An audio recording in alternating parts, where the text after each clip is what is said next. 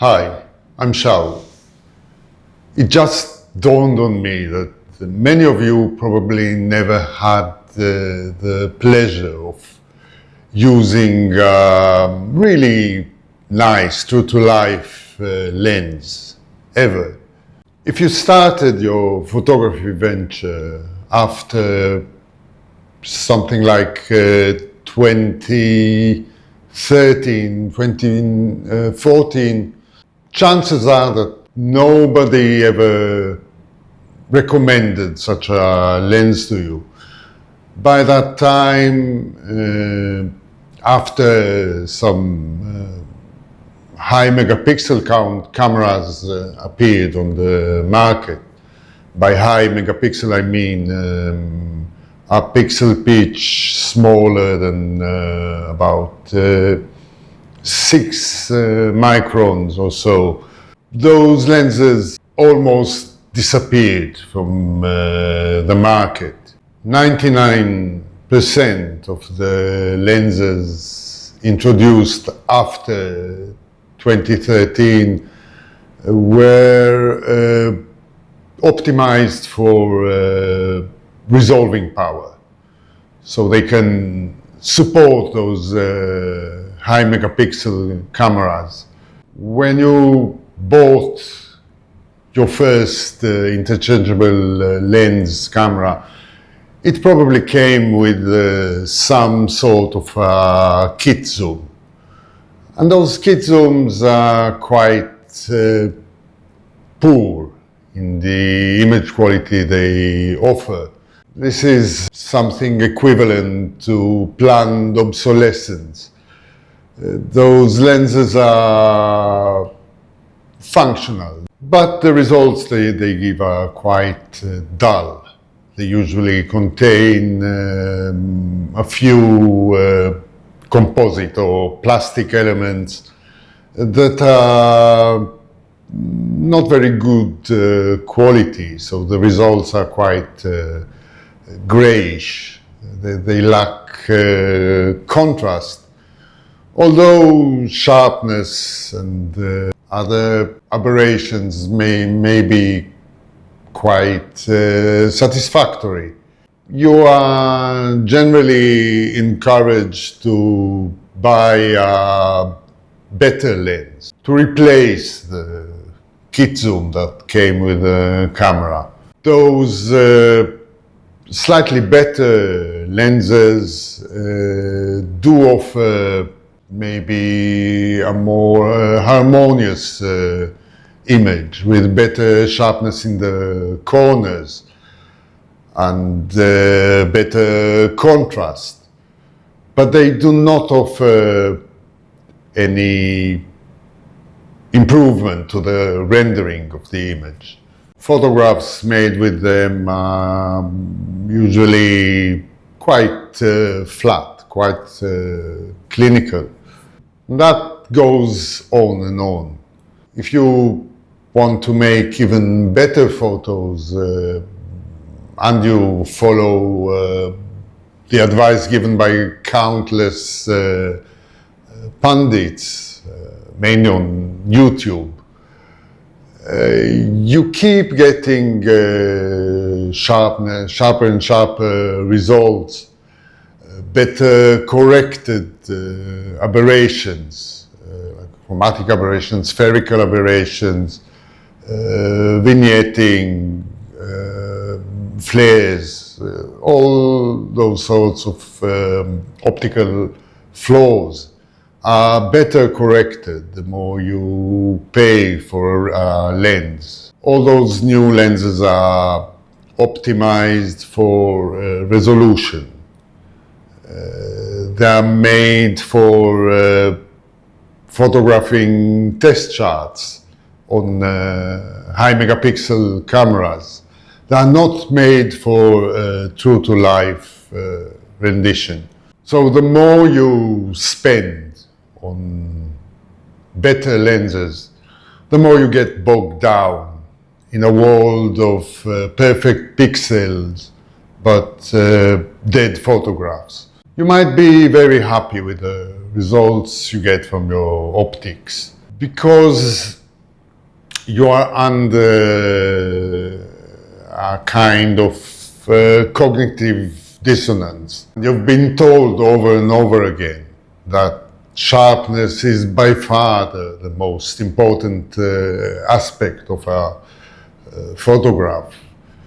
Sharpness, maybe lack of chromatic aberrations and such. When you blow up the photos you make on your computer screen, you can see how good the pixels look, how clean the images are, how detailed they are.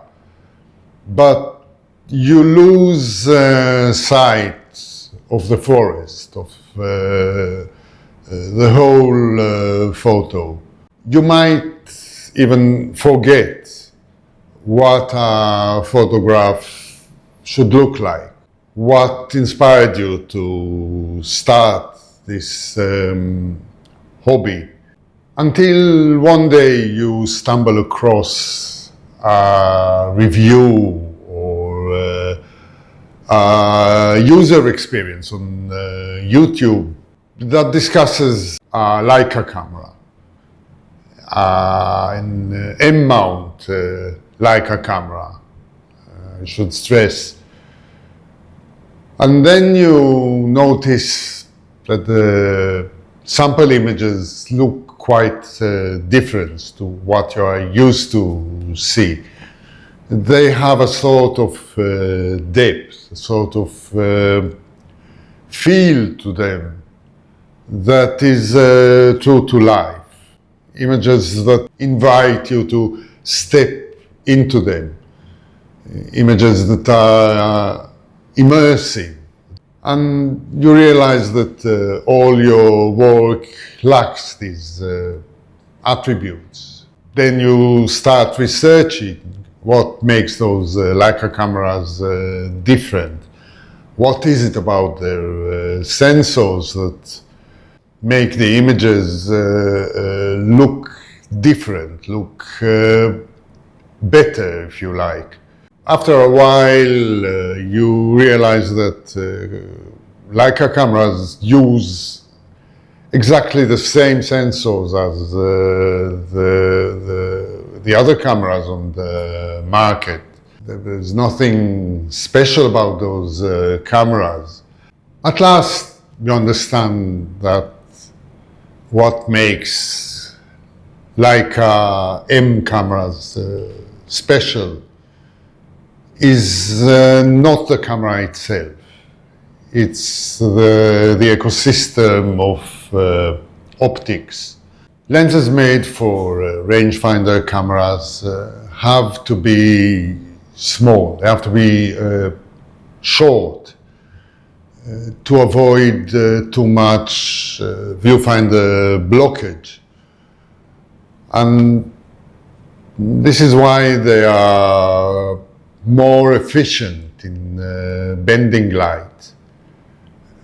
They contain a lot of high refractive index glass that doesn't have to be as large or as curved as other type of lower density glass. Only when you compare a lens made for rangefinder cameras with an equivalent lens made for a DSLR or a mirrorless camera, and you appreciate the difference in size, you understand that optically you are talking about two different animals. There's been a lot of discussion about the Leica look. Most of the time people are referring to a certain color science or balance that is typical to those Leica images. But let me tell you a secret. It's not the color science. It's not the way Leica engineers process the images inside the cameras, it's the optics. The higher proportion of high refractive index glass in lenses made for rangefinders makes them more susceptible to chromatic aberration. According to my hypothesis, this is what gives them a more natural rendering of curvatures, and by extension, more true-to-life perception of depth. So if you really want to emulate this lifelike look of photographs made by Leica M camera, you should really look at the options you have in your system for true-to-life rendering lenses. We can classify 5 separate but overlapping tiers of optics to choose from. Now, the first tier is current production lenses made for mirrorless cameras. Those lenses are typically modern. They are made to work seamlessly with those mirrorless mounts. They have fast, silent autofocus that fits video and continuous autofocus applications. And very few of them do have this true-to-life special rendering that would remind you of the Leica look. You should really go back to the first lenses introduced with your mirrorless mount. For example, Sony users might enjoy the very first primes made for their system. The Sony Zeiss 55mm f1.8 and the Sony Zeiss Sonar 35mm f2.8. Those are relatively small lenses with an excellent rendering, but they were made for lower resolution camera. In fact, there is a trade-off between resolving power and rendering. The best rendering lenses that produce images which are more lifelike rarely support high megapixel counts. Most of those lenses will support about 24 megapixels on a full frame sensor, but not much more. Fuji users might appreciate lenses made for the X mount in its first few years. Lenses such as the 18mm f2, the 35mm f1.4, perhaps the 16mm f1.4, the 56mm f1.2 first version, not many more really. All the recent lenses made to resolve the high megapixel 40 MP cameras are more clinical. They contain a lot of low density glass, and especially ED or extra low dispersion on glass that is really detrimental to the true-to-life look. In the Nikon Z mount, you will find currently 5 lenses that have a nicer rendering than others.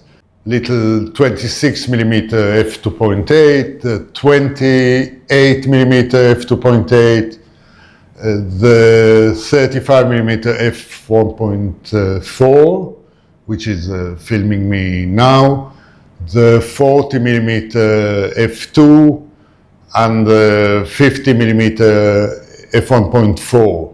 Now, if you notice, none of these lenses are considered high-end, and they are quite affordable compared to equivalent lenses made for that mount.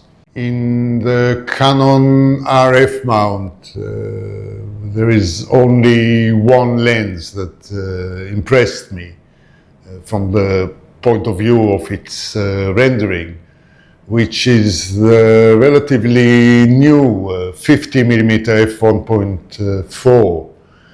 It's a rather expensive lens, one of those hybrid series lenses, but it is a nice poppy lens. I am less familiar with the L mount and its lens ecosystem. But from what I saw, the Panasonic 50mm f1.4 is quite impressive. Other lenses I've seen photos of did not make such a good impression of me.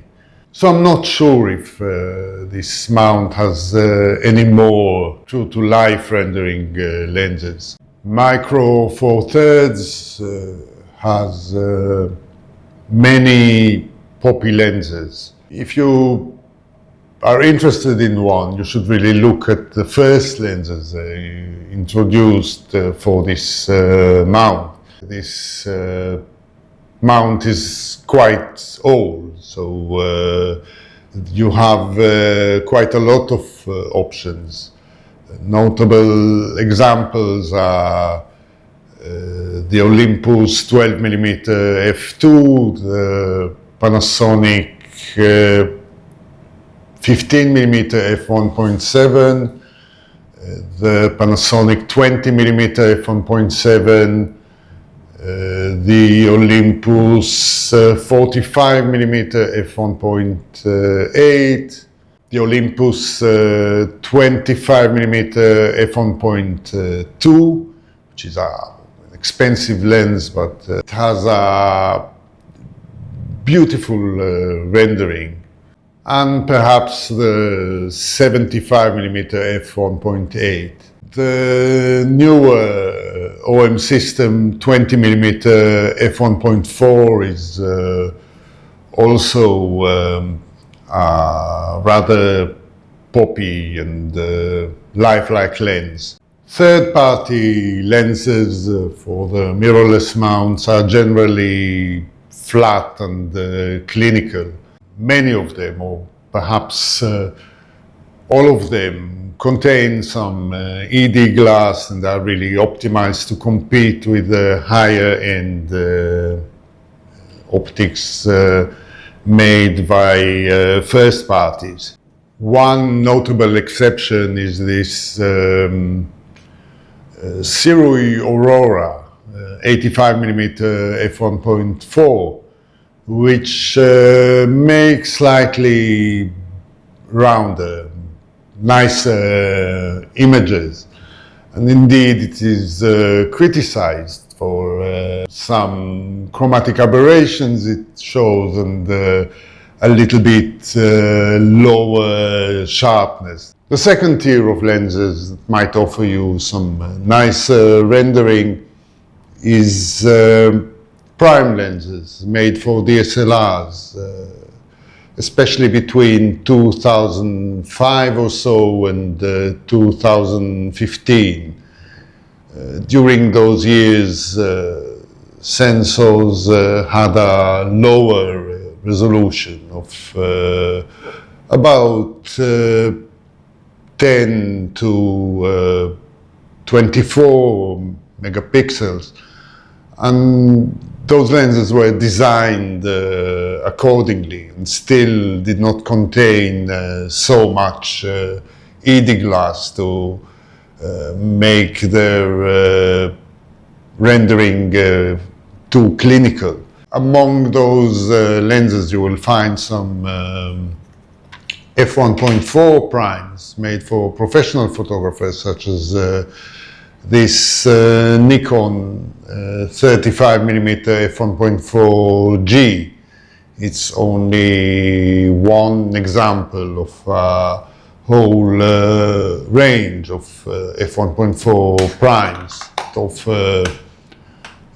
quite beautiful rendering.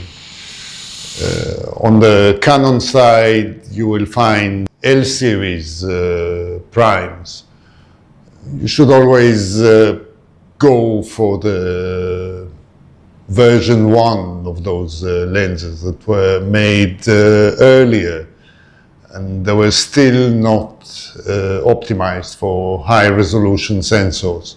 Those lenses are quite large, quite heavy, but they will be perfectly functional for all types of applications, including video and fast-moving subjects. The good news is that those lenses got quite significant reductions in price, especially on the used market.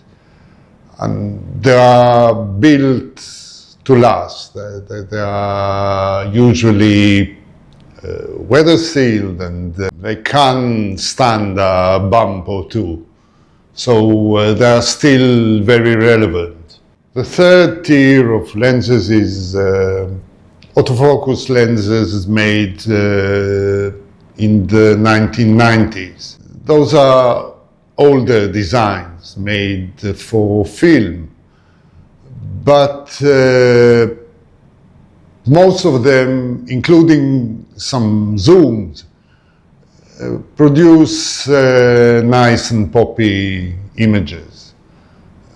Back in the 90s, the use of ED glass was restricted to long telephoto lenses, such as the AT200s and lenses such as the Nikon 180mm f2.8. Now, the operation of those lenses on mirrorless camera will depend on the brand. Canon lenses contained autofocusing motors even back then, and using an adapter they will autofocus on any RF mirrorless camera. Nikon lenses were the D-type, which means their autofocus was screw-driven by an autofocusing motor that was situated inside the camera body. Nikon does not have an adapter to support the autofocus on those lenses with modern Z-mount cameras. So the best use would be if they are coupled to a Nikon DSLR. You can still use them with mirrorless cameras without the autofocus function, and they will still give you the same nice results.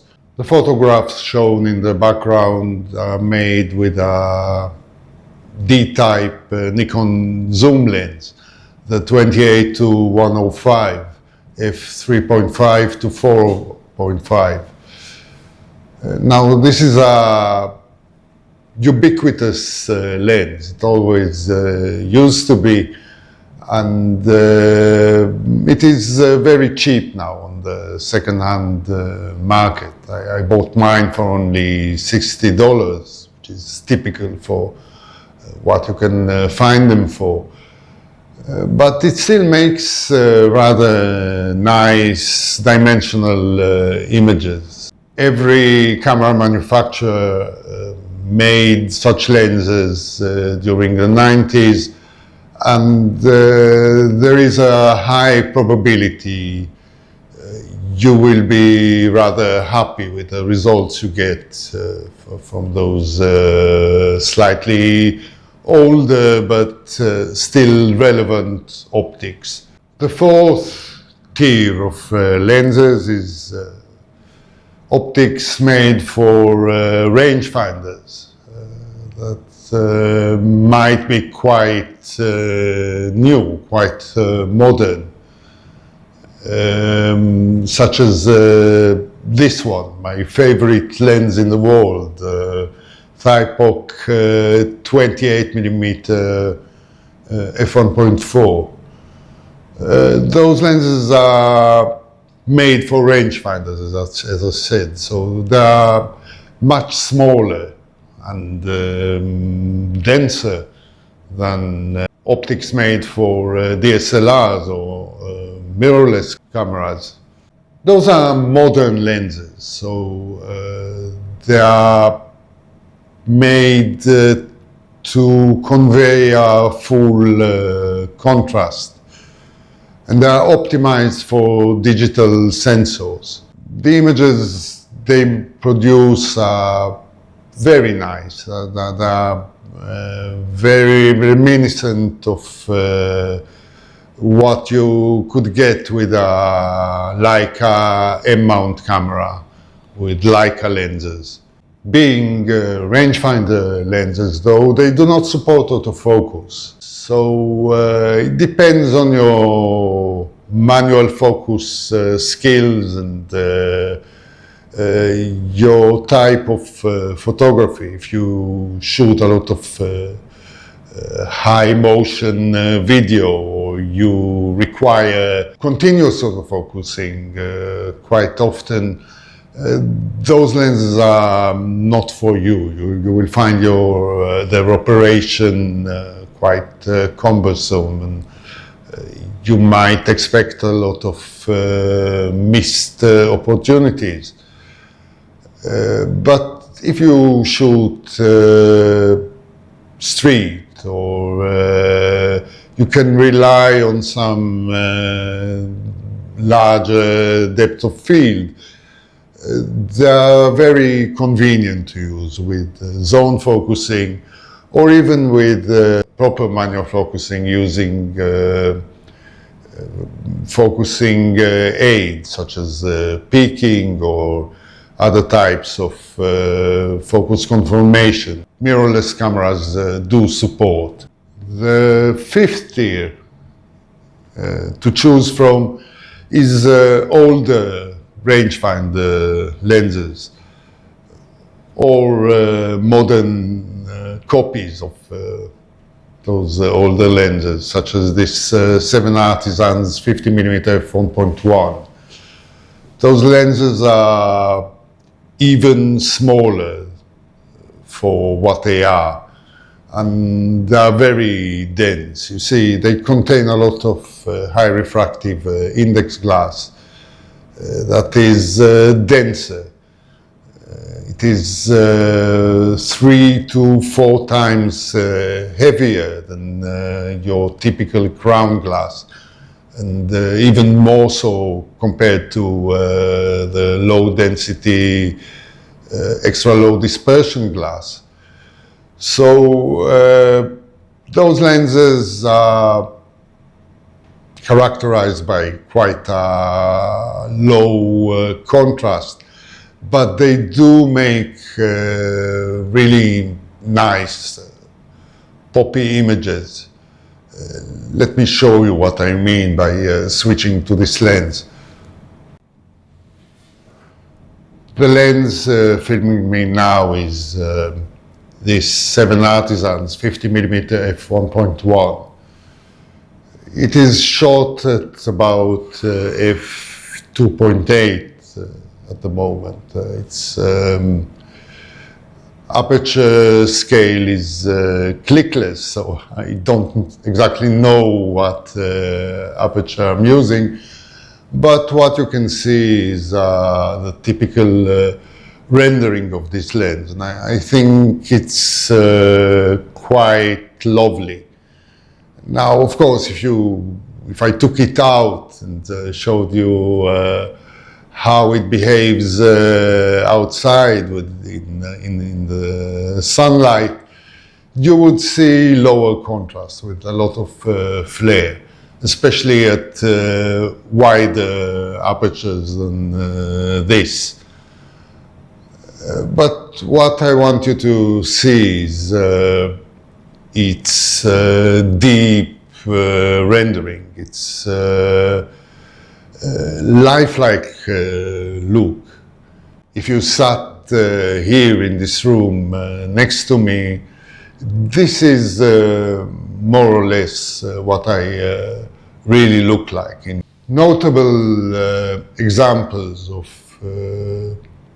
this class of lenses would be lenses like the Light Lens Lab 35mm f2 8 elements, which is a replica of the very first Leica Omicron, made in around 1960.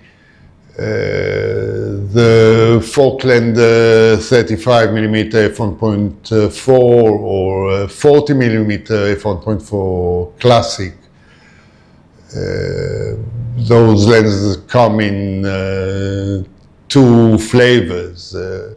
There is a single coating version and a multi-coating version. But both versions make low contrast, very deep and poppy images. This lens, the 7 Artisans 50mm f1.1, is another typical example. But there are also other older lenses, such as the Soviet Jupiter 8, a copy of the Zeiss Zona 50mm f2, and many earlier Leica, Canon and Nikon lenses made for rangefinders. Right now I'm filming with the assistance of a TechArt autofocus adapter, which is not really a replacement for modern seamless autofocus, but it is better than manual focusing only. It really assists finding the right focus distance. It's clearly insufficient for continuous autofocus, where there is a lot of motion in the scene. I have now switched to the Nikon 35mm f1.4G, that larger lens made for DSLRs. I hope you can appreciate its lifelike rendering. Looks almost as nice as the image you get from the 50mm f1.1 you saw before. Anyway, when choosing your first true-to-life rendering lens, you will have to make a compromise. It's a compromise between seamless functionality and rendering.